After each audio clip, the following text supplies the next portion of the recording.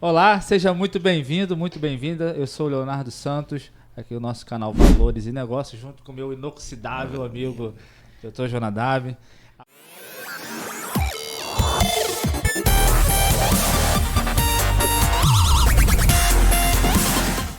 Quando você curte o vídeo, o YouTube entende que esse conteúdo é relevante e entrega para mais pessoas. E assim você ajuda a esse canal a entregar mais conteúdos relevantes que possam ajudar a vida de muitas pessoas. Léo, eu acompanhando lá no seu Instagram, e eu sei que você é bem ativo lá, além do Instagram, você é bem ativo também nas perícias, né? E até te elogiar aqui, porque eu acho que você é desses caras que estão na internet, aí você é um dos que realmente fazem perícia de verdade, em quantidade e em qualidade. Porque eu acho que tem muita gente aí que ele vai lá filmar e dizer que tá fazendo alguma coisa, mas não tá fazendo nada. Será que tem, cara? Tem, eu acredito que tem. Eu acredito que tem. Não acredito, não. É bom você realmente não falar para você não se comprometer. Eu tô tão ocupado trabalhando, cara, né, que não dá para eu não sei se não dá para ver essas coisas. Mas, né, eu tenho acompanhado você lá e eu vi um dia desse que você postou algo numa perícia de trânsito, de acidente de trânsito. E assim, eu fiquei na dúvida, né, sem entender bem, né? Tinha até umas brincadeiras lá, se você virou guarda de trânsito agora para entender disso. Entender qual é a função do perito, né, engenheiro civil, que nem você é, também é de segurança do trabalho, mas nesse assunto especificamente engenheiros. Qual é a função do engenheiro civil dentro de uma perícia dessa de trânsito? É uma pergunta bem interessante. Poucos colegas sabem dessa área de atuação. Tá? A perícia que envolve, né, um acidente de trânsito é uma perícia que, de forma assim, muito resumida, vai ter a participação de 2 atores ali. Normalmente você tem, para quem é engenheiro mecânico, tem a função do engenheiro mecânico, que vai ali ponderar sobre questões relativas ou relacionadas aos veículos envolvidos no acidente. Né, a condição do veículo, a velocidade que estava, se tinha alguma questão de manutenção, de falha mecânica que provocou o acidente. Então essa é a função do engenheiro mecânico. Tá? E você tem também a participação do engenheiro civil, que vai, também de forma muito resumida, verificar as condições da via. Entendi. Né? O que poderia ser feito na via ou se a condição da via influenciou de alguma forma no acidente. Recentemente, imagino que seja o caso que você viu, eu participei de uma perícia onde eu era o perito do juízo. Tá? Foi até um acidente na BR-493, você deve passar com uma relativa frequência por ela, é a que liga Manilha a Teresópolis, na verdade.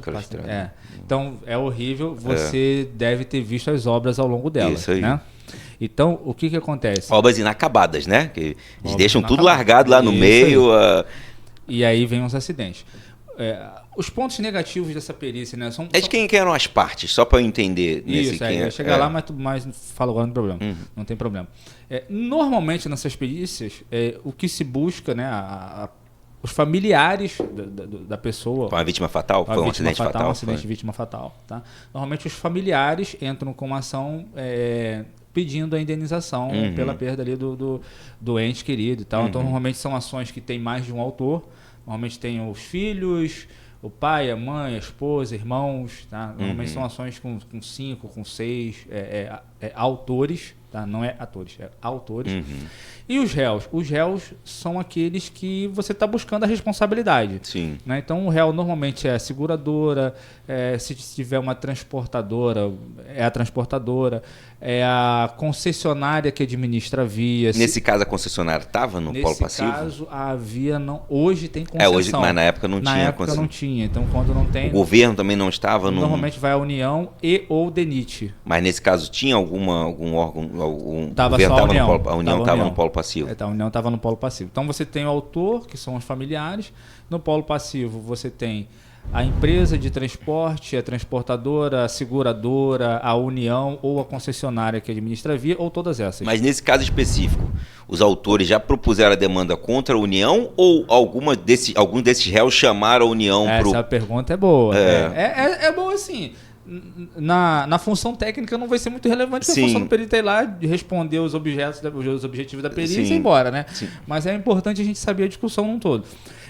A pessoa, os familiares, né, eles ingressaram com a ação contra a União direto. Tá?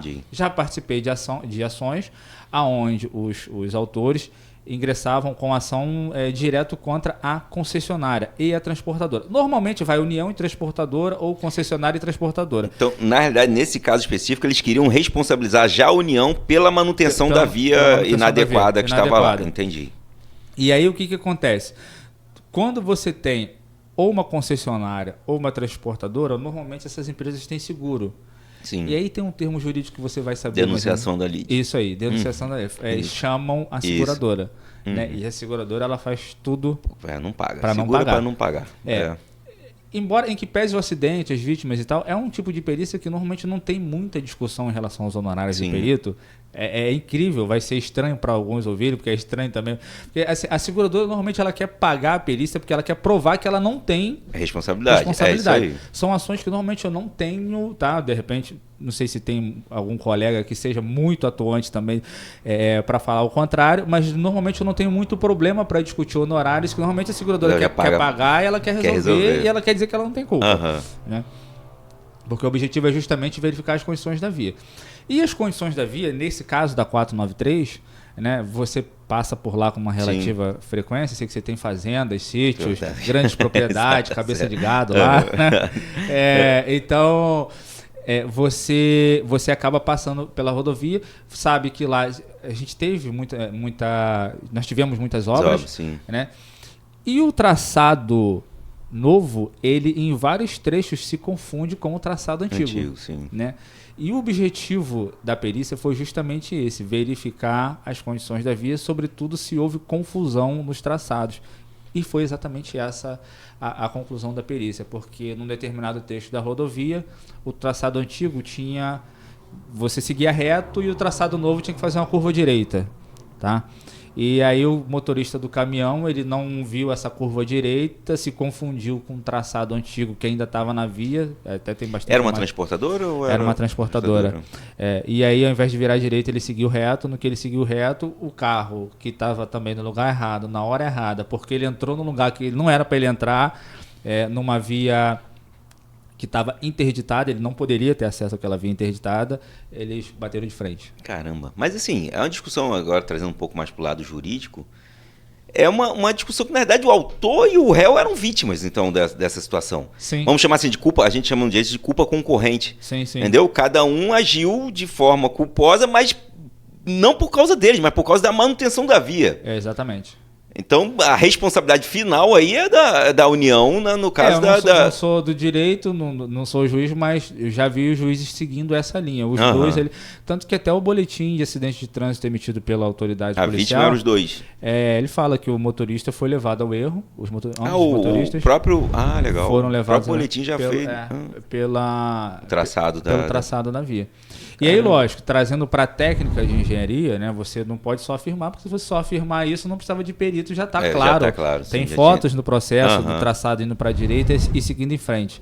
Né, mas tem o manual do DENIT de sinalização que diz como que isso deveria ter sido feito. Legal. E aí o papel do engenheiro vai ser isso, vai ser trazer os argumentos técnicos para dizer, por exemplo, todo mundo aqui já deve ter visto, né, as tradicionais placas laranjas.